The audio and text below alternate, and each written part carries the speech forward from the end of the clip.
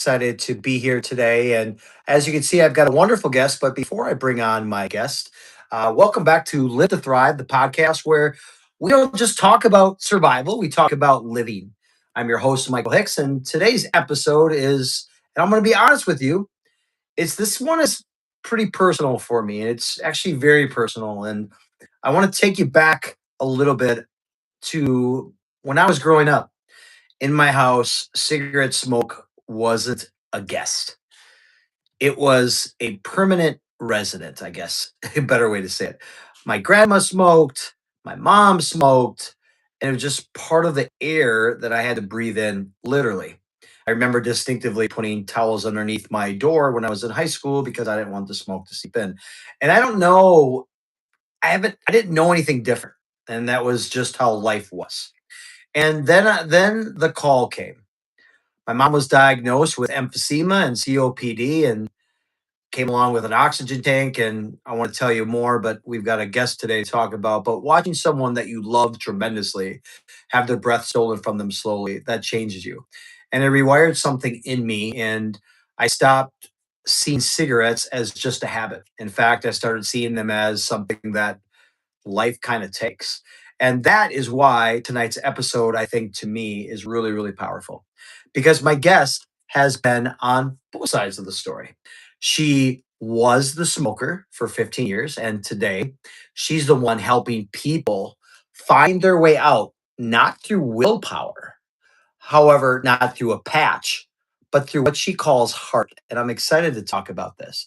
So, Jessi Hartnett is a wife, a mother, a coach, an author, and a podcast host. And after 15 years living inside a grip of nicotine addiction, she discovered that lasting freedom wasn't found in willpower, it was found in the heart. She's the author of Honor Your Heart, a soulful guide to quitting smoking, and the host of You Can Quit Smoking podcast. She helps smokers who have attempted to quit again and again and keep feeling stuck. And she helps them understand that their mindset and their emotional world are the missing pieces. Jessi, welcome to Liv2Thrive. Good to see you here. Thank you for having me. I'm so excited to talk with you. Me too. I'm super excited that you're here. So there's something I want to share with our listeners because I think kind of reframes the whole conversation. So you're going to kind of chuckle at this a little bit, but back in the 80s, the era was when I grew up in the 80s, right? And the era was where your grandma smoked, your mom smoked, and lighting it up in every different room. There had to be a picture of them holding a cigarette, and roughly, I think it was 33 to 40% of American adults smoked. And that was more than 1 in 3 people. So fast forward today, that number I think has dropped significantly. I did some research before talking to you because I wanted to make sure I knew my stuff. Is about 11%, which really to me sounds amazing progress. And it is, yet, Jessi, this is what stopped me cold. That 11% still, I did the numbers here, represents about 28 million adults just in the US and 28 million people who are still stuck, still suffering, and still attempting to quit. Why? I don't know. And why are people? So I guess the question I have for you to open it up today is why are people still smoking with everything that we already know today? Yeah, it's a different game than in the past where people weren't very clear about the effects. Apparently, I always struggle with that. I'm like, didn't you feel it? When you wake up sick.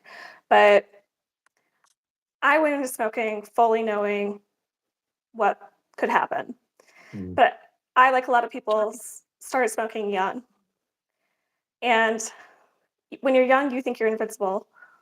You don't think like, I'm going to die from cancer. You're not even thinking about that.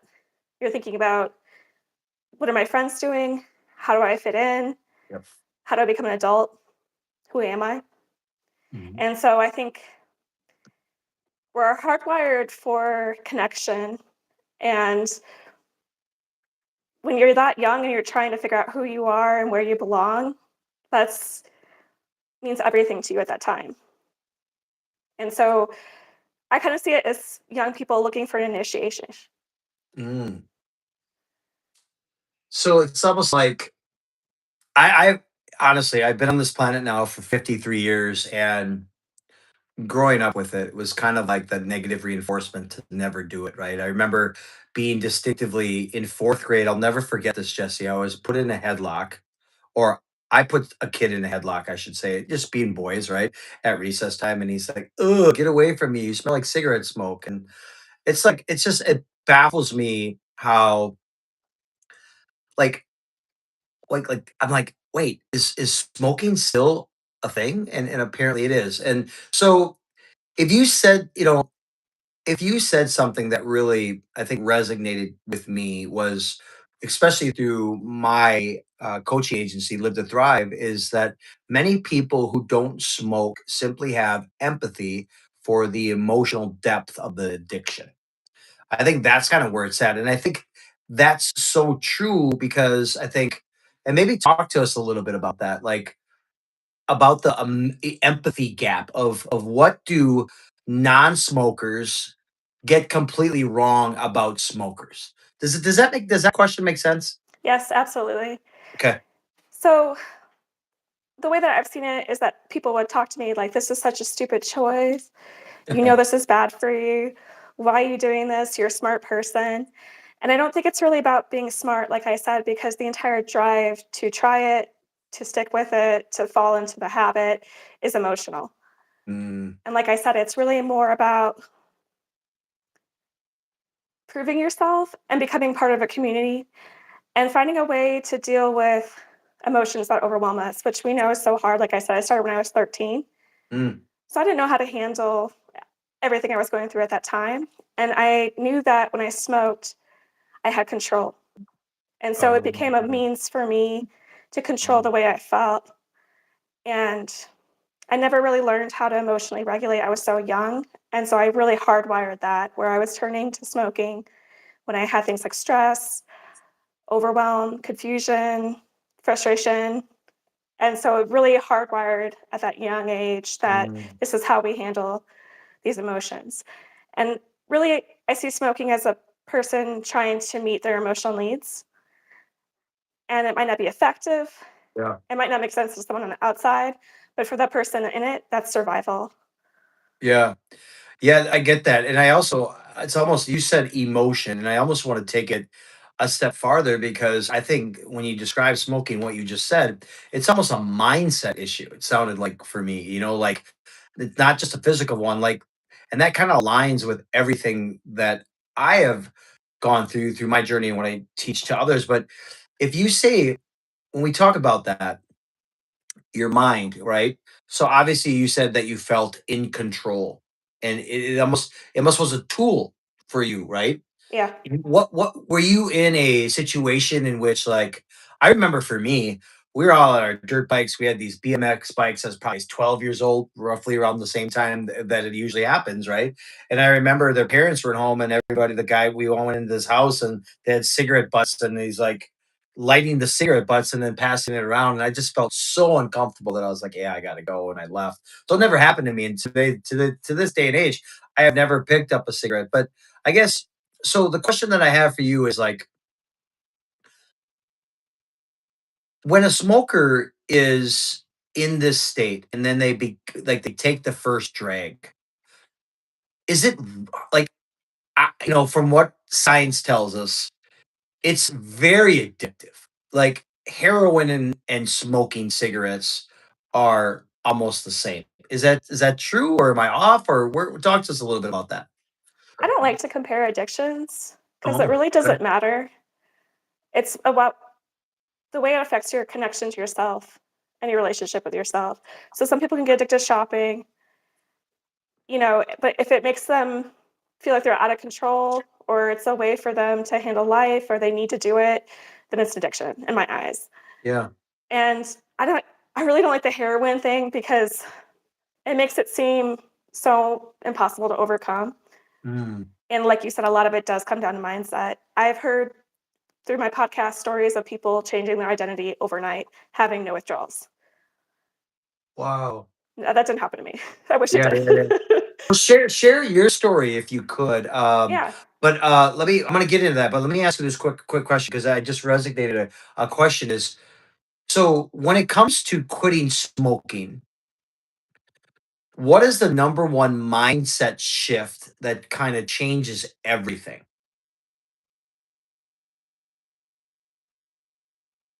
There's so many that are possible. It's Okay. really unique to the person where their hang Yeah. up is. Okay. But one of them is that you can do it. One of them is that there's value in pain and struggle, and you are capable of doing hard things. Another one is that you're worthy. Big That's a one. big one. Yep. Um, and just that you can access the things that you get out of smoking through other means. So if it's a way for you to socially connect, you can find that in other ways. If it's a way for you to relax, you can find that in other ways. Wow. Trying to think, there's so many available. Yeah, no, those are really, really good. What would you say to someone that is a listener on the podcast here, and they're in that loop, right? They've attempted 7 times. I'm just throwing that number out there, and they keep failing, and maybe just someone is keep saying to themselves, just that one person and just can't quit. What do you say to that person, Jessi? What do you say to them? Try to take the judgment out of it. Mm, Because if you get caught in your head, you'll get stuck there. If you're mad at yourself, if you're frustrated, it's hard to move forward. Part of it's forgiving yourself. And so if you can look at smoking more neutrally, like, what am I getting out of this? yeah. And just getting curious, not judging, not saying, this is a horrible thing for me to doing. A lot of times people can look at the past, like I know I did. Like, why did I ever start smoking? But Mm, that kept me from seeing the choice in front of me every day. And so to kind of let all that baggage go and just be curious. What am I getting out of this? yeah. And how can I get this in other ways? That's where the imagination comes back in, because when we're smoking, we use it as a solution for so many things. A lot of times it's even inappropriate. Like, I'm thirsty, let me Yeah. smoke. Yeah. Yeah. Yeah. Yeah. Yeah. So Yeah. we get really disconnected from what we actually need. You know, I'm reminded of through this the process. Would you are you comfortable as a quit smoking coach to say it is an addiction and you just don't have the tools to break the addiction? I use that word. Some people don't like it, and I'm fine dropping it. Mhm. People like habit, cycle, Mm. whatever. Addiction's kind of a fluid thing, I think, because there's been a lot of that narrative that is genetic, and it's kind of like inscribed in your DNA. So I have a history of addiction in my family, and so I kind of gave up on myself. Oh, I'm just wow. like, I'm an addict. I am helpless to Um, this thing. And so it can be really disempowering at times. But on the flip side of that, it can be empowering to acknowledge that it has a hold on your life and that it's actually having a big effect on you. Because if we downplay it and say, I can quit at any time, then we just keep telling ourselves that why we're stuck in the habit. mm, So it kind of depends on the person, what side of the fence they're on. gotcha. Yeah. So this is a part of the conversation I've been waiting for because you have a very specific and powerful belief that I think is going to land differently on my listeners, and maybe the listeners that you have that are coming over here is anything that they've heard before about quitting smoking. And I looked into a lot of the stuff that you sent me over, and you believe, and I wanted to say this exactly right, that our heart is our greatest resource for overcoming addiction. You say it's not our willpower, it's not medication, and it's not white knuckling. It's the heart. Walk us through that. Like, why the heart? And then I'm gonna just leave it there. And I got a second question to that. But why the heart? So I see our mind as not us, but a tool for survival. Mm, And so the mind can get tricky. It's great for doing that job, keeping us alive, but it gets limited. It only sees what it believes, and it will make any excuse, any rationalization to stay the same, to stay in the same pattern. And so that's why it's so hard to get out of addiction cycle for many of us is because we are creating the truth that we see. So I used to think that smoking helped me stress. And so every time I stressed out, I would smoke. I feel Mm. like I would feel better. I made that association. But when I was able to kind of work with my mind and challenge my beliefs, I could see that I was actually more stressed after smoking. But that Um, was really hard for me to change that belief. I kept wanting to smoke every time I was stressed out. mhm, mhm, And so the heart can help us access our true selves. The part mm, that only wants what's best for us doesn't have mm. an agenda. And I see that as intuition. So I had that calling from my intuition for many years to quit smoking, but my brain always came up with an excuse about why I needed it, Wow. why it wasn't worth it. I was caught in this negative self talk loop. Yep. And so my heart helped me shift that, heal, find self love, find compassion, find forgiveness, so I could actually move forward and use my intuition to guide me because the advice from the doctors weren't working for me. Yeah. The advice from other people that didn't know what it was like wasn't working for me. So I had to Mhm. turn to my intuition to find what I actually needed. It's interesting. I want to go back to the addiction piece. You said it's not logical. You called it emotional. And you said that most people approach quitting smoking with pure logic. And it's killing me. It costs money, you said. Your kids are watching, but the logic doesn't work. Can you kind of maybe explain why doesn't it work? Because it's a survival feeling. Okay. Yeah, yeah, yeah. You're like, I'll give up anything to get by because I Okay. don't know how to cope with life. I don't know how to cope with these emotions. Mm, And you feel like you're going crazy.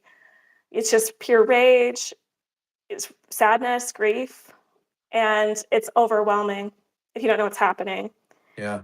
and you don't trust the process. So it's about allowing those emotions. That's the first step, really, and going through with quitting is to allow yourself to feel because so many of us use smoking to suppress the emotions. Mhm, mhm. Amongst other things, though, too, I think that's just one of the almost instant self gratifications. There's you can put you can put I think cigarette smoking into many other ways of instant self gratification because it does release dopamine quickly, but from the long term it doesn't. But I want to talk about your book for a second. So in your framework and in your book, you talk about your specific gifts of the heart. I think you talked about intuition, you talked about compassion, you talked about creativity. And I love that framing because in Live to Thrive, we talk about how accessing the parts of ourselves that were kind of pushed down deep, right? The parts that have wisdom we haven't listened to. So let's go through each one for a second. So talk to me about intuition. How does someone who has smoked for 10, 15 years reconnect with their intuition? Because I think for a lot of people with addiction, the inner voice has always been quieted for a long time. Does that make sense? Yes and no. I think it's always there, it's always available. It's about listening to it. Mm, mm, Most okay. people know when they're hacking up a lung in the morning, Yeah. their intuition's pretty loud. It's like, Yeah. knock this off. Okay. But we rationalize our way out of listening to that. So then compassion, specifically compassion, because I think this is the one that for many maybe gets skipped, and people are so hard on themselves after they relapse, right? They go on a 7 day, I'm not going to smoke for 7 or whatever it might be, right? How does self-compassion actually accelerate the process instead of making you um too easy on yourself? Yeah, because when you're able to be a cheerleader to Okay. yourself, so I found that I really struggled to quit smoking because of my negative self talk. Mhm. And it would keep me stuck in a loop where it would make me not even want to try again Oh because wow. I was so hard on myself that I didn't want to go through that again. It's just kind of easier to write myself off. And so I think the compassion can allow us to move forward and then just come to understand ourselves better. That it's not that we're a bad person, not that we're stupid. Yeah. There's something going on there, that a Right. thread that we can pull and better understand ourselves and what we need to move forward. That makes a lot of sense. And the other one was creativity, right? And I love this one because I think it kind of surprises a lot of people. What does creativity have to do with quitting smoking? Everything. Like I said, we turn to smoking as a solution for so many situations that it really takes an imagination to find a different way to be. Okay. It's that control piece where Mm, it's like, I know what to do when I'm stressed, I smoke. And so it really takes creativity. What else can I do? How can I nip stress in the bud before it's even a problem? Maybe it's my self talk. Maybe it's the way I'm talking to mm. myself. Maybe it's the things I believe about myself that are stressing me out. And so it kind of takes an openness, a curiosity to look in corners we haven't looked at before and to create new possibilities so we can build the life that we want for ourselves. That's yeah. Go on. And some people, especially myself, I went into adulthood having no idea about self care. My self care was smoking. Mm. So I had to really get creative to Wow. Yeah. understand how to care for my body, how to care for my mind, how to care for my soul. You know, I love everything that you said, and with my agency and Live to Thrive, it's about, I call it emotional inventory, where like really getting honest about what we're carrying, because a lot of self-destructive patterns, especially in our lives, whether maybe it's smoking, fill in whatever, are kind of like armor. I look at it from that perspective, and like they're like protection, right? They're ways we learn to cope before we get better tools in our toolkit, so to speak. So you talk about addressing the emotional and the spiritual roots of the smoking struggle. What are the most common emotional wounds that you've seen underneath someone else's smoking habit, that ones that maybe didn't even know that were there? We mentioned it before, self worth. Okay. Okay. I don't think people that value themselves and value life smoke. Wow, that's a powerful statement. Okay. And if somebody if and if when someone finally sees, and again, I don't want to offend anybody when I say this because you're the expert in this, but if when someone finally sees the wound underneath the habit, what happens? Like, what does the moment of recognition do for their journey? I think it allows them to focus on the healing, the deep inner healing, Mm, rather than okay. smoking is the problem. Oh, that's well said. Smoking is like more of a byproduct of something deeper. Wow. So it's empowering because you can focus on the actual thing, but also it's very painful. So I think it's really hard to go through that, to have those realizations. But once you have them, you can't go back. Mm, And so you can see that the smoking isn't really fixing the problem. wow. I love it, and you're preaching, and I appreciate being a coach as well. Is And I want to go somewhere that may maybe feel uncomfortable. However, I think that's exactly why I want to go there, because I think with Live to Thrive, I say that growth doesn't happen in the comfort zone. We got to learn to get comfortable being uncomfortable, right? It allows the rubber band to stretch, so to speak. It's almost discomfort. So you said, Jesse, that, and this hit me hard, is that it's in the pain and in the suffering and in the resistance that are true, that where you truly grow. Not only by quitting the habit, you said, but by expanding our potential in all areas of life. So that's a radical reframe. So most quit smoking messages is all about make it as easy as possible, right? Go get hypnotized. I guarantee you this will work, whatever it might be. You're saying the struggle is actually the gift. Can you walk us through that? Because I think that's such a beautiful response. Thank you. I think that some of the most valuable things in life and the things that make us truly human come out of that pain.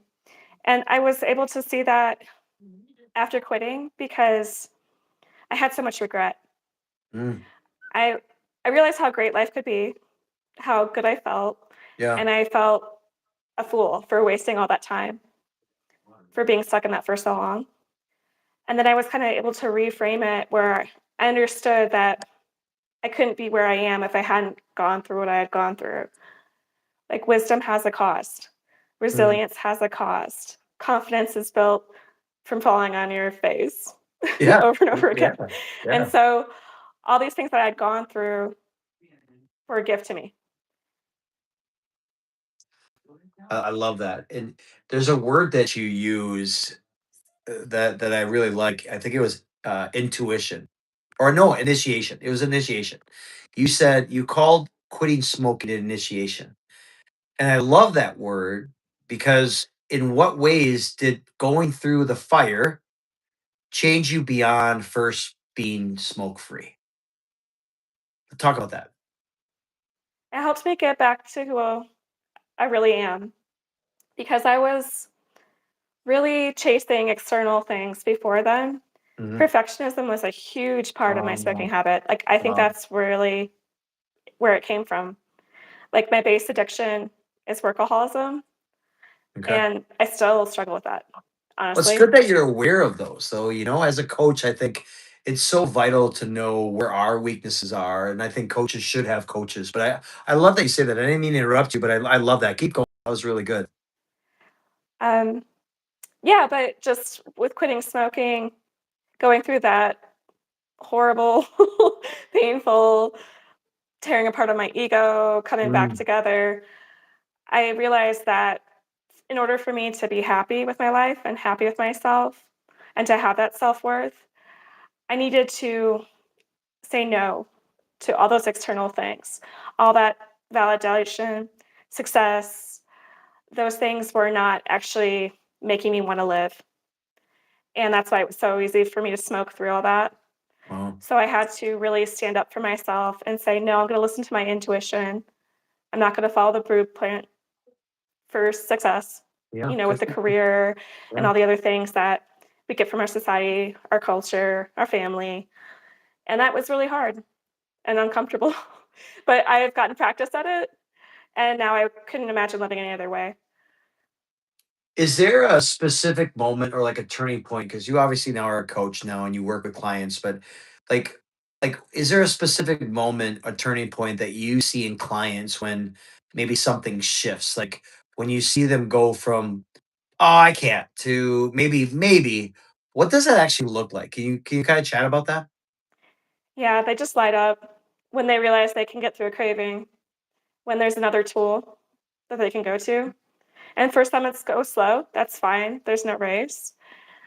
But it's like a building a muscle. You're Yeah. like, I can do this. I know how to calm myself. I know how to actually touch base with myself and reconnect with what I really need. You know, you can go outside without having a smoke. Just Yeah. like those little tiny moments, it means so much to people. They realize that they just wanted to go outside. It was not the smoking at all. And so it's about them knowing what they need in life and feeling in control of that. And you can just see it on their face.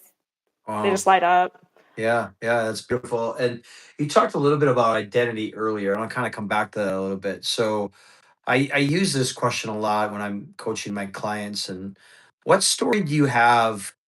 This is what I tend to ask, the question I ask a lot is, what story do you have to be willing to let go of to finally be free? So when you're bringing on these clients that wanna quit, do you share that? And if can you kinda elaborate maybe on that question?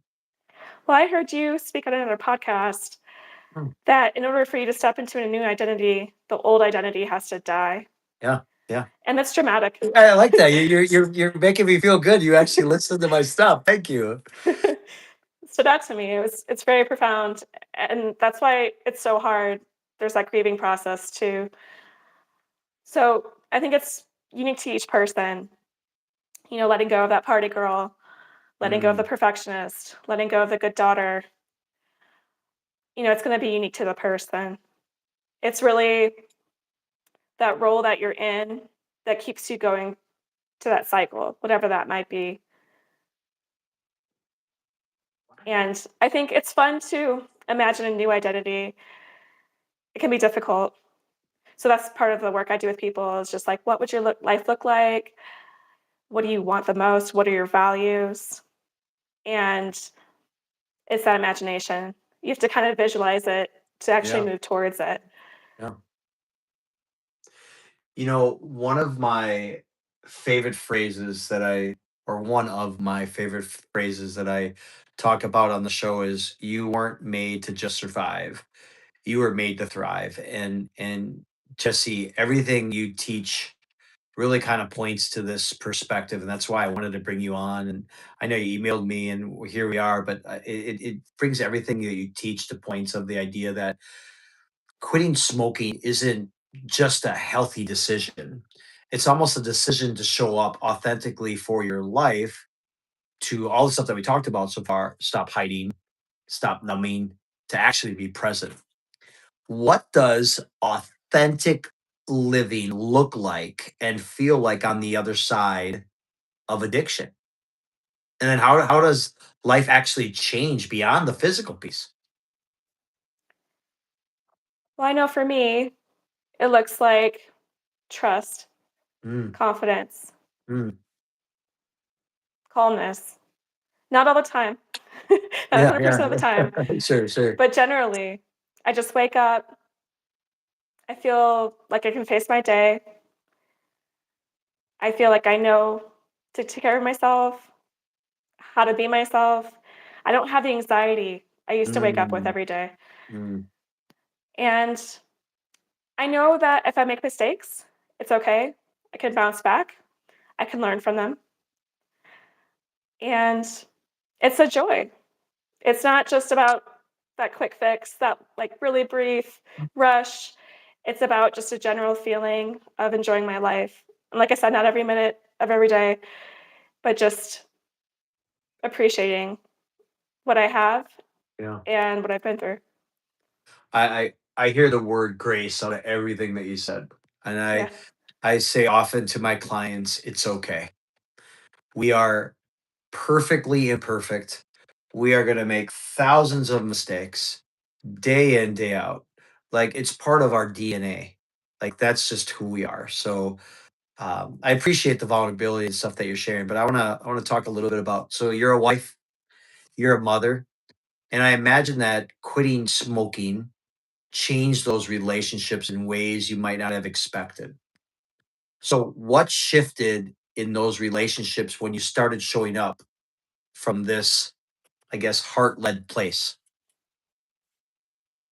Yeah. So I actually quit before I got married to my husband. Okay. We were dating for a very long time and going through that together, finding a whole new way to be, to Yeah. live, just really strengthened our bond.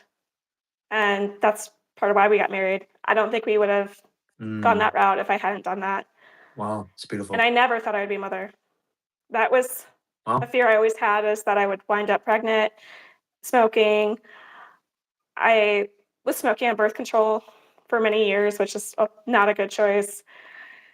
I was really scared to be a mother. I thought I would be bad at it. And so going through quitting smoking, coming back to my authentic self, reevaluating what I Mm, actually want in my life completely changed that. yeah. And so that was a big surprise to me that I felt that calling from my intuition to be a mother. And I love it. How many kids do you have? I have a toddler and one on the way. Oh, wow. Thank you. Congratulations. That's amazing. It's beautiful. Good for you. Good for you. So Mother's Day was probably extra special this time, huh? Yes. I love it. I love it. Hey, I want to talk a little bit about your book, Jessi. So, for everyone that wants to check out the book, highly suggest it. It's called Honor Your Heart: A Soulful Guide to Quitting Smoking. When I first read the title, the subtitle says everything for me. It's the soulful piece, like not medical, not a 10-step system. Why did you? Because I'm writing mine right now. I'm writing my book. My goal is to have it all finished and submitted to my publisher by the end of the summer. I say this. I was supposed to be done in March. That didn't happen. You know how things go. Oh yeah. So, but I want to say is why did you write it, or why? Yeah, why did you write it, and who is it for?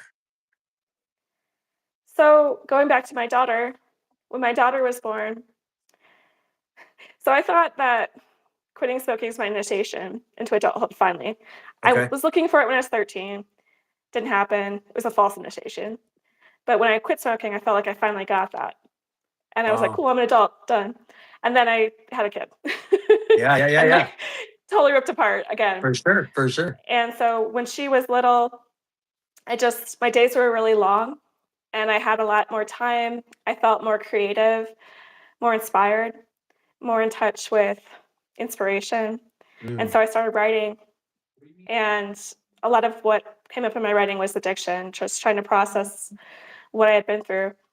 And so I started just putting it all together and I was like, hey, I could make a book of this.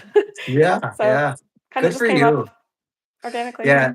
Hey, the percentage of authors is very limited, and good for you. I'm very happy for you. And when did you publish it? About 2 years ago. Okay, that's awesome. Tell the listeners where they can access that book. You can get it at honoryourheart.net and it's spelled the American way, HONOR, honor your heart. I love it. I love it. So I'm gonna talk a little bit more about the book. What is one thing when you were writing this book that you hope the reader walks away feeling after they finish reading Honor Your Heart?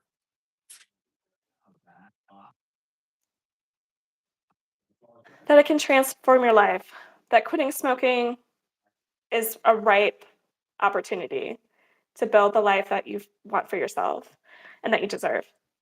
And you asked me earlier who I was writing it for. I forgot to answer that Yeah. part.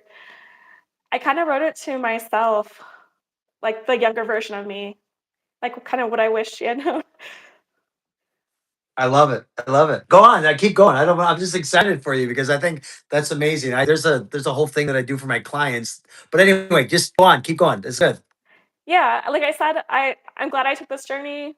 It worked out perfectly, like it should have. But I feel like if I had had some of this knowledge younger, it would Hmm. have been really helpful to me. And so Hmm. that's what I just wanted to share. It took me a long time to collect, to integrate, maybe help somebody move through their own healing process a little quicker. It's so beautiful. I always like to tell when I've been on some podcasts as well, and I always like to say, I wish I'm the coach now that I wish I would have had 15, 20 years ago. You know what I mean? Yeah. Like I feel like, and that's what I am. It's almost like my pain is now your purpose, and it's like narrowing the gap for you. Like I love that. So beautifully said. I appreciate your vulnerability, Jessi, about that. So let's have a little fun. We're gonna do what I call rapid fire and lightning round. Okay. Okay. So you're just gonna finish the sentence in the best that you can. So finish the sentence. The moment I knew everything was going to be okay was when. I learned to love myself. Wow, that's beautiful. I love that. I love that. All right, next one. The biggest lie people believe about quitting smoking. Is that it's about willpower, about being strong. Oh, wow. Yeah, yeah. That's what everybody thinks. Yeah, and I'm not even a smoker. That's interesting. So the next one is the one thing you wish doctors would say to smokers that they almost never say. Get emotional support. Ah, it's beautiful. Best kept secret about the other side of addiction. Confidence. What do you know about yourself that you wish you knew when you were smoking? That I'm worth it and that I can say no. Oh, that's good. Um, what does thriving mean to you in one sentence? Love. Loving. Morning ritual for Jessi. What is one non-negotiable that you have right now? I gotta be grateful. Gratitude. Oh, that's Yeah. beautiful. Before I get That's up. yeah, that's beautiful. That's beautiful. Um, so obviously you're an author, and I know you read books, so I had to ask this question. So, a book that changed your life besides your own. Mythology. Okay. Edith Hamilton. Okay. And what's something you now do when the urge to reach for something outside yourself gets loud? Get quiet. Listen. Oh, go in a little bit more on that. I think you hit a good one. What do you mean by that? Get quiet. Like, are you talking about hibernate, isolate, or be more specific? Tell us. I slow down, put my hand on my Mm, heart, I say what's really going on, and listen. wow, that's beautiful. That's beautiful. Um, tell us a little bit about how how did you stop? Was it like an aha moment? Did you hire a coach? Like, walk us through that pattern. And how many years did you smoke? I smoked for 15 years, and I would say I was trying to quit most of it, probably after the first few years. But the last 5 years, especially, um, I was having problems with surgery in my mouth. It was Mm, horrible. Just like you said, how you can understand with someone stitches in their mouth, smoking. That was me. wow. Okay. And Okay. so I really started to push myself to, I was mostly using willpower just to Mm, see how long I could go. mhm. And then I had to really be curious about why I was going back. Instead of just going to like, I'm a bad person, that self talk, I just started to get really curious.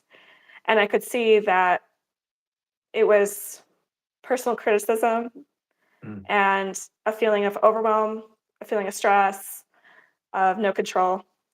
And so I started to work more with those ideas. I also had a huge shift in my beliefs about myself and my place in the world and started to kind of like tiptoe out of nihilism. Yeah. That Yeah. was very helpful. Um, yeah, and just learn how to take care of myself. Like I said, small steps, started cooking, started moving, things like Mhm. that. Mhm. Really inspired me to take better care of myself and to prioritize it. So my values shifted. And so all this took about 5 years. It was like little steps. And then I had a great opportunity. And because I'm on my practice, I was able to take it. I moved. Oh, oh, that's that's really well said. So I'm gonna ask you a personal question because I witnessed my mom. Gosh, she must have started smoking when she was 15, and then the end of her life was just miserable on oxygen tank. Like I said earlier in the podcast, she could barely walk. She'd be out of breath if she took 10 years, like 10 steps if she ran a marathon, or it felt like she ran a marathon, and she'd be so frustrated that she couldn't even talk. So, last question. If my mom, again, who is on oxygen tank right now because of the cigarettes, what they did to her lungs, right? If she were in your coaching program, what would you say to her?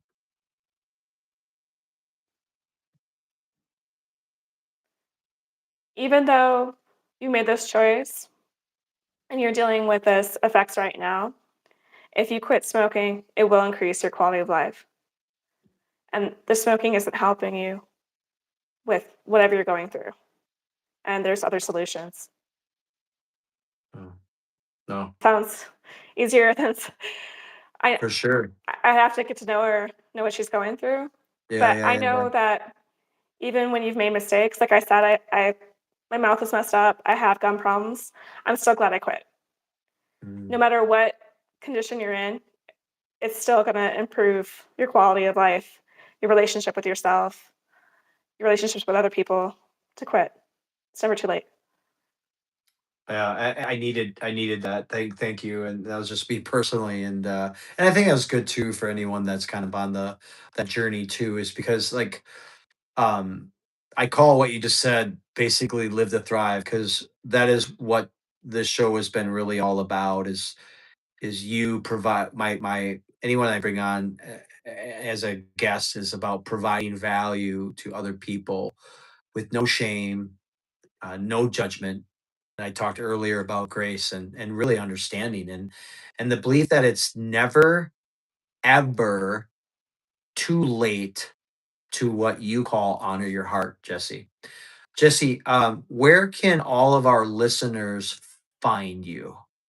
Your book, we already talked about your book, but maybe your podcast, just all of it. Go. So you can find everything at honoryourheart.net. All my social media handles are there. I'm on Instagram, TikTok, YouTube. You can apply for coaching there. You can get a free mini course with cravings on there. And my With podcast is there. did you say cravings? Yeah. What, define that. I don't know what that is. Like a smoking craving. Oh, When you feel yes. like you're going to rip your skin off. Oh, thank you. Thank you. Yeah. See, you need to clarify. Thank you. I appreciate that. Good, good, good, good, good. Yeah. All right. So I like to leave this. I said this was gonna this is my official last question. You're on an elevator with your how many years have you been smoke free? 5, at least. And you Maybe were 6. smoking 15 years. Okay. So you're on an elevator with your 20-year younger self. And now you only get 20 seconds to speak to your younger self because you're on an elevator. Unless you're going on the skyscraper, right? What are you saying? What's your elevator speech? Be yourself. It's not worth it. Hmm. And there's more to life than being successful, than impressing other people, than having approval. It doesn't matter at all if you're not good with you. Oh, yeah. Biggest role model that you have had in your life and why? I've had a lot. One comes to mind right away is Michael Mead, the Hmm. storyteller. Okay. And he uses myths.